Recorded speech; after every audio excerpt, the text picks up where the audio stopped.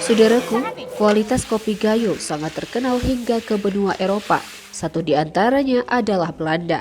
Kopi Gayo juga terkenal dengan rasanya yang tidak pahit, bahkan cenderung manis serta tingkat keasaman yang rendah.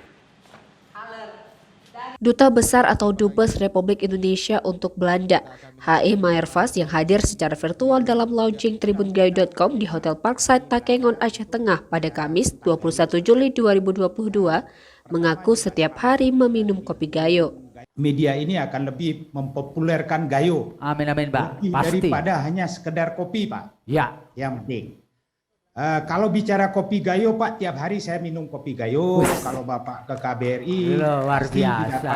akan kami suguhkan kopi Gayo. Kalau orang sini mau minta oleh-oleh kopi, itu kopi Gayo. Selama persediaannya masih ada. Berbagai upaya pun dilakukan terus dari waktu ke waktu untuk mempromosikan kopi Gayo. Saat ini, sudah ada satu perusahaan kopi yang fokus pada pembelian kopi Gayo. Dengan nama yang sudah cukup populer melalui kopinya, maka produksi dapat ditingkatkan lagi ekspornya, sehingga dapat menjadi trigger atau pemicu untuk meningkatkan daerah Gayo. Misalnya, untuk kemakmuran para petaninya, meningkatkan industri UMKM, dan hal lain untuk mengembangkan daerah Gayo.